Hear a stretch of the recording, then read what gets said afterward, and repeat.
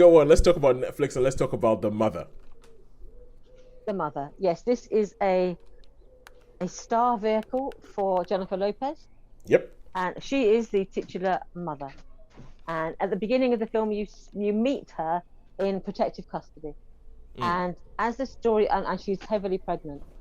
And these people, then some people who are not very nice, launch an attack on her so-called safe house and try to kill her and her unborn child. She is at the time heavily pregnant, and then she gives birth to a child, and the people who were protecting her say there's no way that you can keep this child safe. The only way that we can keep this child safe is if this child is adopted, and we Mm. think it's in the best interest of this child that you give up all your parental rights and you disappear. And we gather from this that she's not just a witness to something, that she is a person with a particular set of skills, Mm. as it were. And so she then agrees to give up this child, and she then goes into hiding. She sort of disappears up into somewhere cold and wintry looking. I Yep. couldn't quite work out the geography of it, but yeah, it's cold and wintry, sort of North America. But I don't think it's quite Alaska, but it's up north somewhere. Mm-hmm. And then we fast forward 12 years when her child has been threatened, and they want to get her, to basically, because she's not known by anyone, but she has a vested interest to go and find what's happened to her child. And Yeah. it's all about that she was a sort of deep undercover operative. She was recruited from the army as an assassin, as an operative, and she became involved in this Colombian drugs cartel thingy. Yep. And the father of this child is one of two possibilities, both of them rather shady characters. Mm. One played by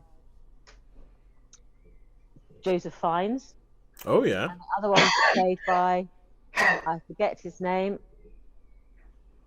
Gabriel Garcia. Oh I yeah, got yeah, that yeah, yeah, right. yep, yeah, yeah, Yeah, yeah.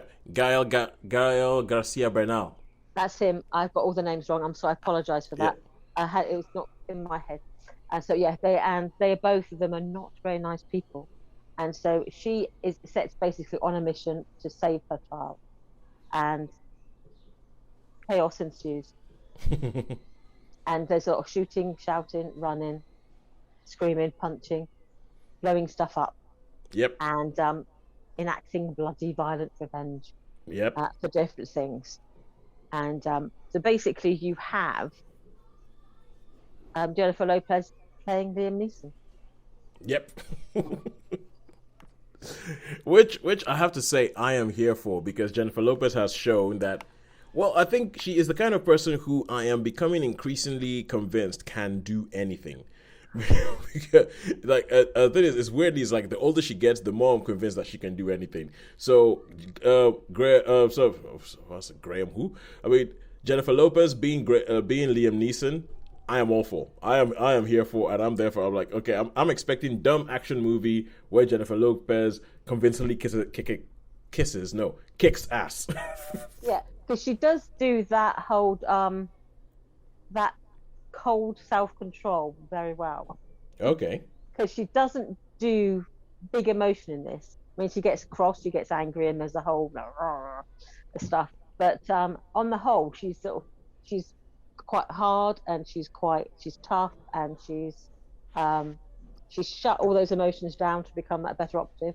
And there's then a lot of people who are snipers. They do that whole thing where they shoot between heartbeats, so that Oh there's yeah, yeah, no, so they sort of like they should sort of almost like suspend that. They can almost like suspend themselves while they maintain that complete stillness. yeah. And she has that element of where you can see that she's under sort of rigid control, and she's sort of physically fit, and you can feel she's someone who is, is quite sort of tough in that regard. So yeah, as action films go, it was an action film with a female protagonist with her own particular set of skills. So I think for what it did what it was supposed to do. It was a occasion where I'm thinking, it's just like, with me, it's like forget laws of physics. Could I know there's about training, and it's not always about pound for pound the Yeah. same, Yeah. and that you can use your stature and your physique to sort of turn someone's impetus against them and all this sort of stuff. So you can defeat a much bigger opponent Yeah. by using physics. Yeah. But sometimes I always, when I see a sort of like a petite woman, I tend to think, do you really think you're going to take down like a 18 stone muscled bloke, really? Because there is biology as well as training, and so sometimes I just think I'm all for women sort of doing it for themselves and sort of self-empowering, but there is also biology to take into account, and there's some things that women, when it comes into a fist fight with a man, just aren't going to win in some ways. So not that there's a lot of that, but every now and then I think, I think the trouble is with things like that, you got to be so careful what you say these days, haven't you? Really. That is. Oh well, if you watch the first ever UFC that happened had something like that. The guy who won it was a tiny guy compared to this big person, and he took him out. It took him out. So it is possible, but then again, you're watching a film and you know that there's going to be a sprinkling of Hollywood magic on it. So because there's a history of Hollywood action movies is littered with that. But anyway, how many stars would you give this? Yeah, it could have been a lot worse. It was for me. It was like, okay. I mean, it's one of those films that I watched it with my brother because he basically chose it. But also we watched this. It's just like, yeah, all right. I watched it and I committed to watch it to the end. So I thought I can review this. So, like, wait a second. Wait a second, I can. It's like, I'm watching something absolutely terrible on TV. I can have fun with this on the podcast. Yes. This film, has two purposes. This film.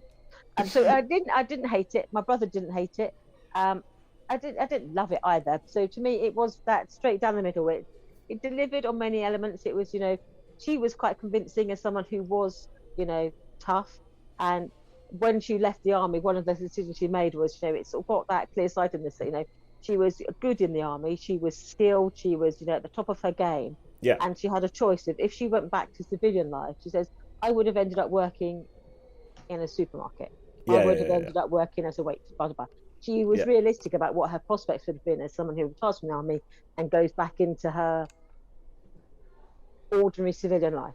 Yeah. And so when she was given the option of becoming like this assassin or this, secret squirrel thing, it was like, actually there was that is my options were like mundanity, doing this. You chose that, even at the sacrifice of like personal relationships, not things like that. So I thought, yes, it was good. It did well. I've had some interesting things to say about the role of sort of, for me, I had that sort of like that role of like motherhood and women and the girls and blah blah blah. Yeah. Are you the damsel in distress, or can you save yourself? That sort of, I thought I liked those elements. They sort of turned that around. And but yes, it was good. I liked it, but it didn't thrill me. So I'd give it a 3. Right. 3 stars for the mother, because I know you what you said is some of the things that I've heard about the film, that it does sort of grapple a little bit with the idea of this is a woman being an action hero, and that there's certain things that if this was a film about a man, they wouldn't have to worry about. but as a woman, they intrinsically have to worry about. So all right, cool. So that's 3 stars.